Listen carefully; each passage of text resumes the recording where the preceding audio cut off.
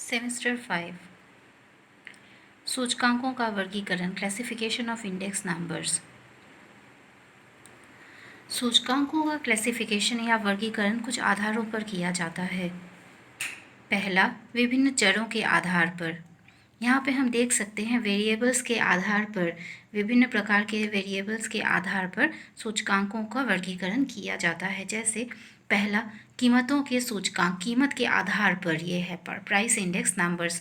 कीमतों के आधार पर सूचकांक की गणना जब की जाती है तो उसे कीमतों का सूचकांक कहा जाता है। ये दो प्रकार के होते हैं, थोक कीमतों के सूचकांक और दूसरा है खुदरा कीमतों के सूचकांक। थोक कीमतों के सूचकांक wholesale price index numbers में थोक कीमतों में परिवर्तन के परिवर्तनों का अध्ययन किया जाता है। किसी आधार वर्ष से तुलना की जाती है कि कितना परिवर्तन हुआ है। दूसरा है खुदरा मूल्य सूचकांक, इसे हम जीवन निर्वाह सूचकांक भी कहते हैं। Cost of living index numbers अथवा उपभोक्ता कीमत सूचकांक, कंज्यूमर प्राइस इंडेक्स नंबर्स भी कहते हैं। इसमें खुदरा मूल्य, फुटकर मूल्य की मूल्य में परिवर्तन का अध्ययन किया जाता है। रिटेल प्राइस में परिवर्तन होने पर, खुदरा मूल्य या मूल्य सूचकांक में परिवर्तन होने पर क्या परिवर्तन हो रहा है उसका अध्ययन किया जाता है। चूँकि ये कीमत पर आधारित है, इससे हम मुद्रा की क्रय शक्ति को भी माप सकते हैं और ये जीवन निर्वाह के स्तर का अध्ययन करने के लिए भी उपयोगी है। इसलिए इसे हम जीवन निर्वाह सूचकांक भी कहते हैं, क्योंकि फुटकर मूल्य, रिटेल प्राइस जो होता है वो जीवन निर्वाह से जुड़ा हुआ होता है। जैसे हम यहाँ पे एक उदाहरण ले सकते हैं, अगर हम मजदूरों के उपभोग का अध्ययन करना चाहते हैं, उनके जीवन निर्वाह के स्तर का अध्ययन करना चाहते हैं, तो उसके लिए उपयोगी होगा मजदूरों के जीवन निर्वाह संबंधी सूचकांक, जिसमें फुटकर मूल्यों का अध्ययन किया जाता है, उसमें बदलाव का अध्ययन किया जाता है। इससे हम मुद्रा की क्रय शक्ति, परचेजिंग पावर की भी स्टडी कर सकते हैं, उसका अध्ययन किया जा सकता है। दूसरा है भौतिक मापों का सूचकांक, भौतिक मात्रा के सूचकांक, फिजिकल क्वांटिटी इंडेक्स नंबर्स।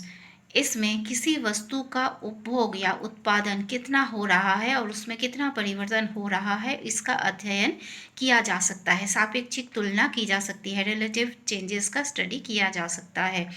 और ये अध्ययन मात्रा के आधार पर होता है, इसीलिए इसे भौतिक मात्रा का सूचकांक, फिजिकल क्वांटिटी इंडेक्स नंबर्स भी कहा जाता है। तो हम यहाँ पे देख सकते हैं सूचकांक का वर्गीकरण। और भौतिक मात्रा का सूचकांक है 3 प्रकार का। उपभोग सूचकांक, कंजम्पशन इंडेक्स नंबर्स, इसमें उपभोग में परिवर्तनों का अध्ययन किया जाता है, चूँकि उपभोग आय से जुड़ा हुआ है और इससे किसी देश की आर्थिक स्थिति, किसी देश की विकास की स्थिति का पता चलता है, वो देश विकसित है या अल्प विकसित है या अर्ध विकसित है।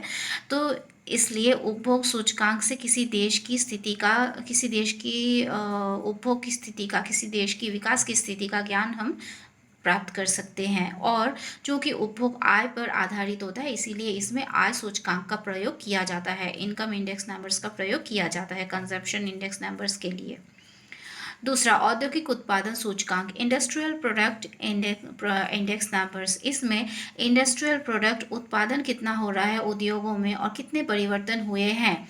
यहाँ उत्पादन में कृषि उत्पादनों को भी सूचकांकों को भी शामिल किया जाता है, क्योंकि कृषि और उद्योग आपस में जुड़े हुए होते हैं और औद्योगिक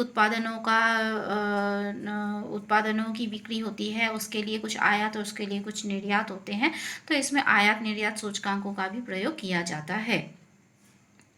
तीसरा, निर्यात सूचकांक, इसमें निर्यातों में कितना मात्रा का परिवर्तन हुआ है उसकी भौतिक माप की जाती है, भौतिक अध्ययन किया जाता है। तो ये फिजिकल क्वांटिटी की मेजरमेंट है, भौतिक मात्रा की माप का सूचकांक है। ये सरल सूचकांक की माप की विधियां थी। अब है भार के आधार पर। इसमें वस्तुओं को आवश्यकता के आधार पर भार दिया जाता है। भार के आधार पर सूचकांक दो प्रकार के होते हैं, आभारित या सरल सूचकांक, अनवेटेड और सिंपल इंडेक्स नंबर्स। इसमें भार का प्रयोग नहीं किया जाता है, सभी वस्तुओं को समान उपयोगी मानकर समान महत्व के साथ इंडेक्स नंबर्स का अध्ययन किया जाता है।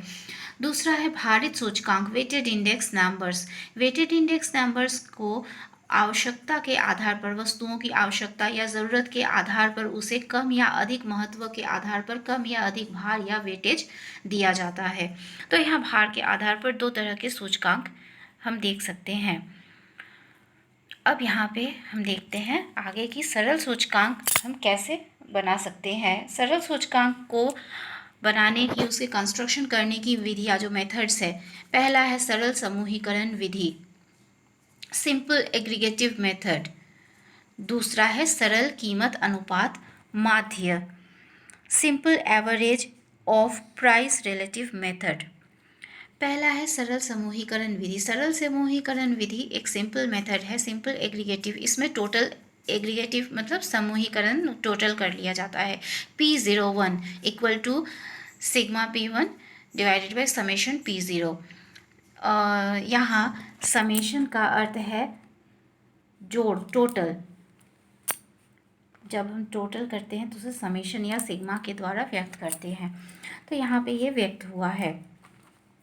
अब P01 equal to sigma, P01 है आधार वर्ष के कीमतों के आधार पर, 0 आधार वर्ष को व्यक्त करने के लिए लिखते हैं और चालू वर्ष 1 के द्वारा डिनोट करते हैं, दिखाते हैं। तो आधार वर्ष की कीमतों के आधार पर चालू वर्ष का सूचकांक, कीमत सूचकांक P, प्राइस इंडेक्स नंबर्स, कीमत सूचकांक P से प्राइस है तो P01, ये P01 चालू वर्ष के आधार पर चालू वर्ष का कीमत सूचकांक है, प्राइस इंडेक्स नंबर है। Sigma P1 sigma P0।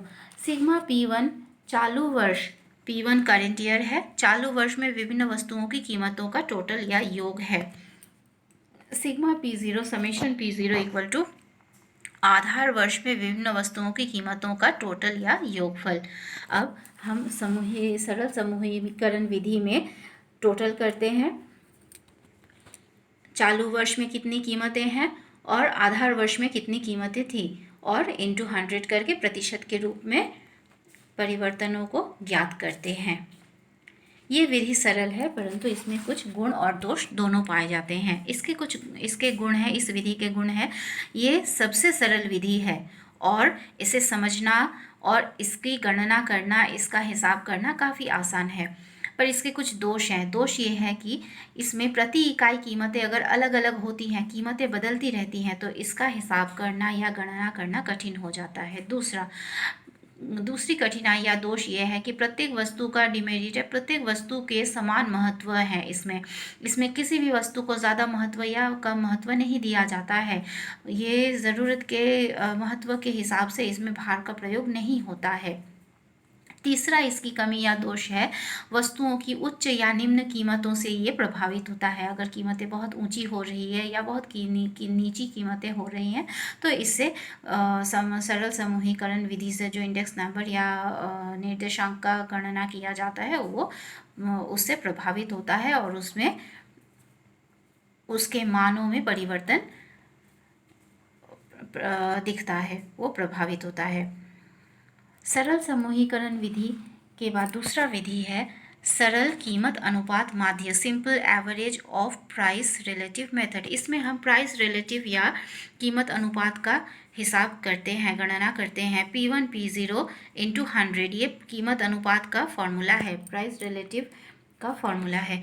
यहाँ आधार वर्ष की कीमत को 100 मान लिया जाता है। यहाँ P1 इक्वल टू चालू वर्ष में किसी वस्तु की प्राइस या कीमत है, P0 इक्वल टू आधार वर्ष में कीमत है किसी वस्तु की या वस्तुओं की। अब यहाँ पे हम समेशन P1 P0 इंटू 100 को कुल मूल्यानुपात, टोटल प्राइस रिलेटिव भी कह सकते हैं। इसमें हम टोटल को ज्ञात करते हैं। इसका फॉर्मूला है P01 equal to sigma P1 by P0 into 100, sigma P1 by P0 into 100। यहाँ n वस्तुओं की संख्या है, तो यहाँ पे पहले प्राइस रिलेटिव ज्ञात करना होता है और हर एक प्राइस रिलेटिव का टोटल जब हम निकाल लेते हैं तो उसे n पदों की संख्या से भाग दे दिया जाता है या वस्तुओं की टोटल संख्या से भाग दे दिया जाता है। इस तरीके से औसत ज्ञात किया जाता है, एवरेज निकाला जाता है, और ये सरल कीमत अनुपात माध्य की विधि है। तो दो विधियां हम देख रहे हैं, सरल समूहीकरण विधि, सिंपल एग्रीगेटिव मेथड, ये सरल सूचकांक की पहली विधि है। दूसरा है सरल कीमत अनुपात माध्य। इसमें पहले प्राइस रिलेटिव या कीमत अनुपात ज्ञात करते हैं, उसके बाद P01 की गणना करते हैं उसकी टोटल को ज्ञात करके, और उसमें से n या वस्तुओं के पदों की संख्या से या वस्तुओं की टोटल संख्या से भाग दे करके। तो ये दो विधियां हो रही हैं, ये सरल सूचकांक की विधियां हैं, सरल सूचकांक बनाने की विधियां हैं। अब हम देखते हैं कि भारित सूचकांक कैसे बनाया जा सकता है, उसकी बनाने की विधियां क्या है। भारित सूचकांक की कंस्ट्रक्शन या गणना की, उसको तैयार करने की विधि है। पहला, भारित माध्य मूल्य अनुपात विधि। यहाँ पे वेटेज दिया जाता है और मूल्य अनुपात निकाला जाता है, प्राइस रिलेटिव को ज्ञात किया जाता है। यहाँ फॉर्मूला है P01 equal to summation RW divided by summation of W। यहाँ R है प्राइस रिलेटिव या कीमत अनुपात, सेम है formula P1 by P0 into 100। Current year का प्राइस, चालू वर्ष की कीमत डिवाइडेड बाई आधार वर्ष की कीमत, बेस ईयर का प्राइस इंटू 100। ये मूल्य अनुपात प्राइस रिलेटिव कहलाता है। इसे हम R के द्वारा भी व्यक्त कर सकते हैं।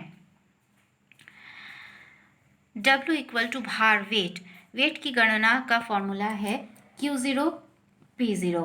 आधार वर्ष की मात्रा, क्वांटिटी कितनी है आधार वर्ष में, और उसका कीमत कितना था P0। ये भार, वेटेज का फॉर्मूला है। अब यहाँ पे ये भारित मूल्य अनुपात विधि है। यहाँ हम देखेंगे दूसरी विधि, भारित समूही विधि। इस विधि में 3 प्रकार की विधियों का प्रयोग किया जाता है। पहला है लैस्पिएरी विधि, दूसरा है पाशे की विधि, तीसरी है फिशर की विधि। लैस्पिएरी विधि और पाशे की विधि के आधार पर फिशर की विधि भी आधारित है, उस पर बेस्ड है। फिशर की विधि को आदर्श कीमत सूचकांक कहा जाता है क्योंकि इसमें कमी नहीं पाई जाती है, और जो भी कमियां हैं उसको ये कमी को दूर कर देता है।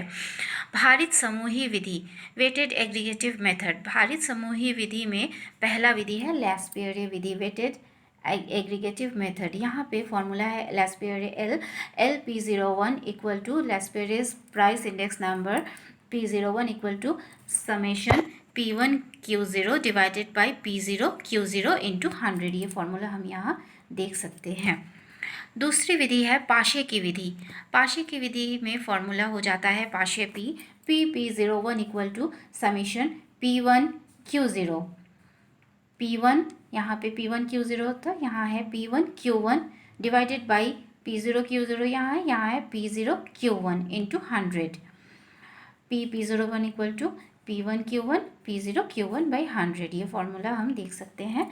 ये प्रतिशत विधि है पाशे को इंडेक्स नंबर को ज्ञात करने की। अब है फिशर की विधि, फिशर्स मेथड।